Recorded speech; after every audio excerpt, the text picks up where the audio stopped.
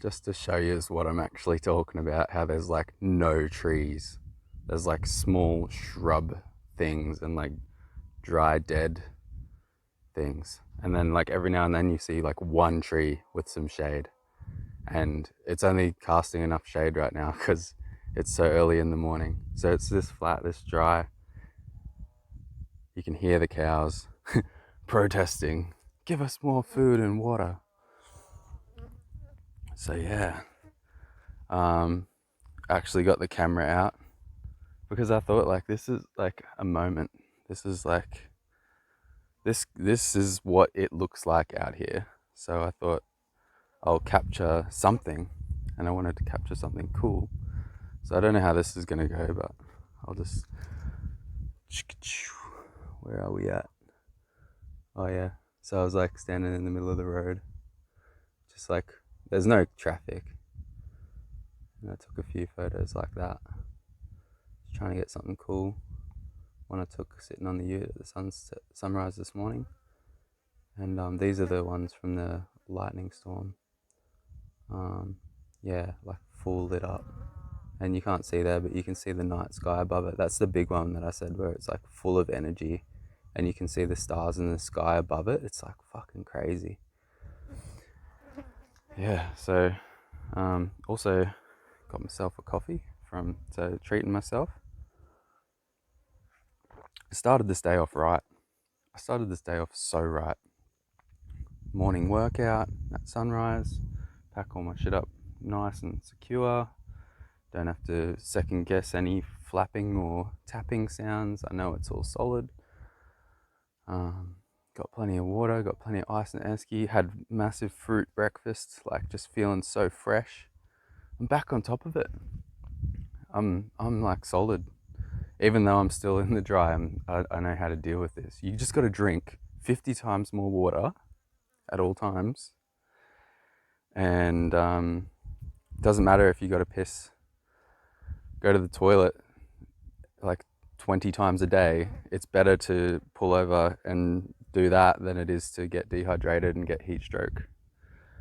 Because like I've been having these like experiences that have been like really full on. Like I mentioned, like the sound of silence and like hearing voices in the trees and the birds and even in the flames of the fire, or like hear like different crackles and stuff, hearing voices and that.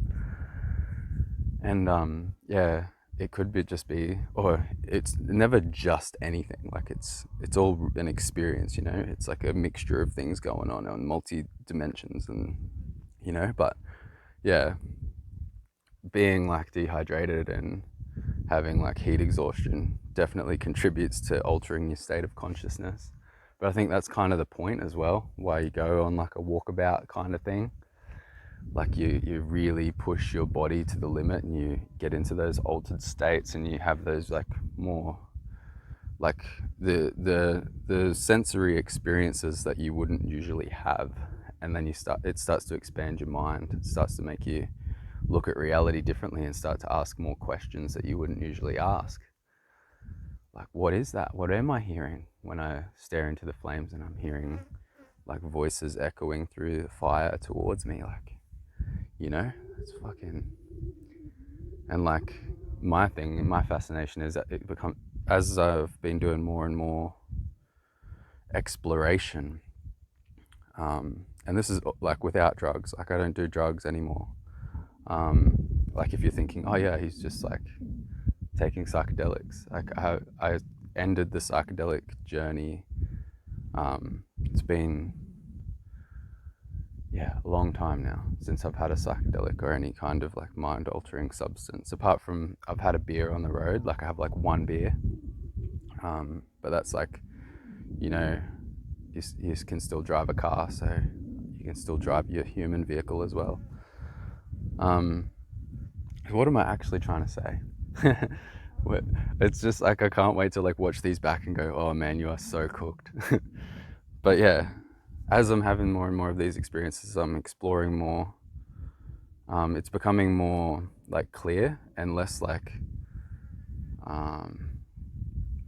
it's not like this trippy, distorted confusing experience. It's becoming like really direct, and like I'm really there with it. Like when I'm like staring into the flames, I'm there, like focusing and present, like listening. And it's very different to just like being like, oh, like spaced out, losing your shit kind of, you know what I mean? Like there's a difference between like just being like completely out of control, like losing touch, and being like sitting there solid, tuning into this stuff and like really listening and observing yourself. And the results of meeting the experience in that way are very different to just getting off your head, whether it is through a drug or it is through wandering in the desert or whatever it is. It's like, can you go into these spaces where your perception is changing without just like fully letting go of the wheel of like, and just like fucking not being in control anymore? It's interesting. Quite often when I'm thinking about this stuff and I'm going really deep with it, I think like, I don't know if I'd recommend any of this to anyone, you know, like exploring the edge of like sanity is what most people would call it. I don't know. There's one car. This will give you an idea. So we've been here for a little while and we see like one car go past. But this is like way busier than any of the other roads I've been on, because there's actually towns out here. Like there's a town like 50 k's that way. There's probably another town maybe 50 to 100 k's the other way, which is close for this part of Australia, like where I've been. Yeah, so the perception thing. I know a lot of people are exploring, and I know that I've explored heaps of stuff, and I just had like this happy-go-lucky attitude towards everything. And I guess when you start getting into like metaphysical stuff, you do that because you still got a lot of skepticism. You're still like, oh well, it's probably all in your brain, or like none of it's actually real. We're just like, we make up all these stories with our rational mind. So we're not really respecting like these kinds of experiences because we're not really believing that there's any real substance to them. So like I just did everything.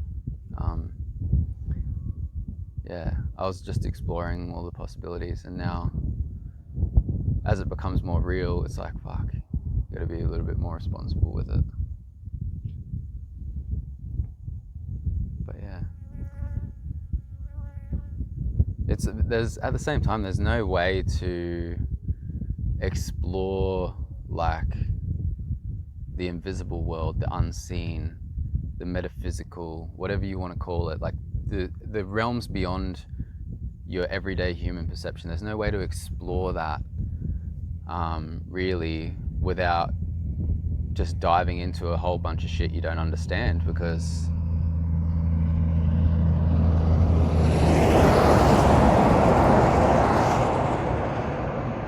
there's no way to explore that without diving into a whole bunch of shit you don't understand, because it's in the invisible world. It's not like I can show you how to use a ratchet strap, you know. I can show you how to operate that. I can show you how to use a camera. I can physically push the buttons in front of you.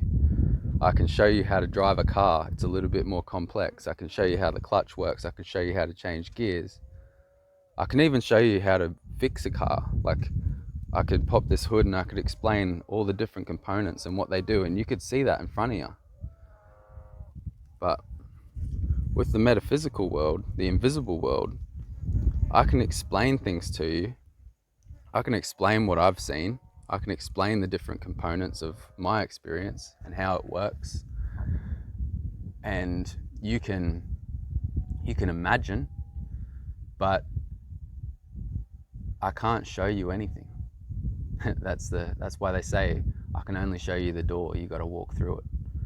I can't show you anything. No one can show anyone anything. You got to show yourself. And the other thing with that is like whatever I've experienced is going to be so unique and original to me. Like anything that I can describe to you, if you go out looking for that, if you go out trying to reproduce the experiences that I'm sharing through these journals, or however if you read about it, or in the future, like any way that I share any of it, if you go out looking to reproduce my experiences, all you're going to be looking at is like a really distorted projection of what you think I've experienced. You won't actually be experiencing what it is. So, you know, I guess what I'm trying to say is, what's under the bonnet of your vehicle, your human vehicle, is only going to make sense to you. And there's no point looking under my bonnet and like, or imagining what's under my bonnet and like understanding how all my shit works, because it's not going to get you any closer to yourself. But what I do think that these kinds of conversations do is help people give themselves permission to explore what they don't understand inside themselves, because it is a powerful thing to do. It does, like, it liberates you in a way, because you're not walking around operating in this world at like 1% of your potential. You're not walking around with all these questions unanswered and just like feeling that emptiness inside you that like, is this it? Like, go to my 9-to-5 job, pay off the house. When you do this stuff, then you get some closure, you get some clarity, you have some experiences that make it like being a human being on this planet makes sense. Like, oh, there is something to this. Like, there's more, you know. If you got that yearning inside of you to like just know, well, it's not even knowing, it's just like, surely, like, we're not just here to be born and then die, you know, like the meaning of life type questions, you know, the existential questions, the shit that keeps you up at night, the shit that keeps people depressed and anxious because they know there's something more, but they just don't, they can't get into it, they can't touch it, they can't see it, they can't feel it, because they are not allowing themselves to, because they're, traffic's actually kicking off. Yeah, they're not allowing themselves to, because they're in this little box that they've been programmed to live in, which is all the rules, and even that, like, not like rules like don't run on the concrete or don't jump in the pool, like the rules, the unspoken shit, like you're not supposed to ask these deep existential questions, and that's programmed from an early age. Like, your parents don't want to talk about like what happens when you die, or like, you know, I don't know. I guess even this is like really subjective. Like, we all have a totally different upbringing. We're from different cultures, different communities. Like, even as individuals, we have different temperaments. Like, it's all absolutely, like, that's the whole thing. I'm not doing this thing that I'm doing to show anybody the way. I'm just showing everybody that you can find your own way, and you can figure it out if you allow yourself to. Like, for me, the biggest thing that's helped me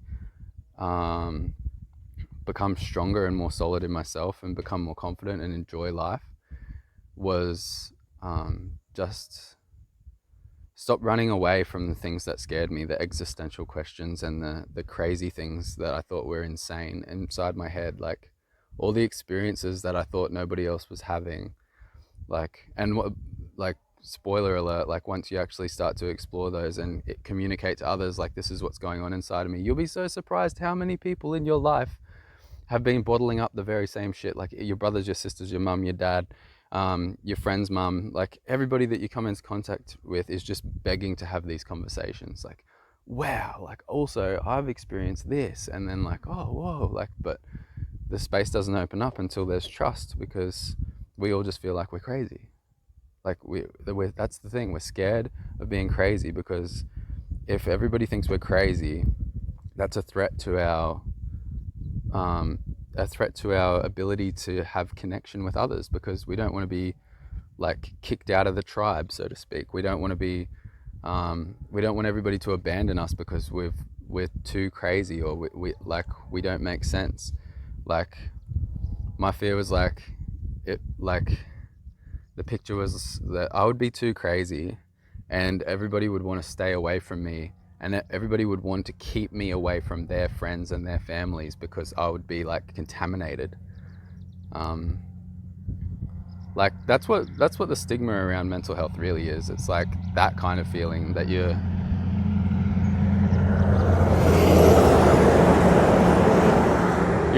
in some way like bad for humanity or bad for your community or your society, and you need to be like kept away from the normal people. I don't subscribe to that. Subscribe to my channel though, click the like button for me, leave your comments down below. All that stuff really does help. And if you want to help me keep fuel in the car and ice in the esky, you can support me on Patreon, or you can pick up some pretty cool designs like t-shirts, hoodies off Teespring. The links are always in the description, but I don't talk about them very often because no one wants to really hear an advertisement in a like journal where you're talking about existential crises and all that kind of stuff. So I'm going to take off before this sun turns into the hottest fucking thing ever, and I'll see you shortly.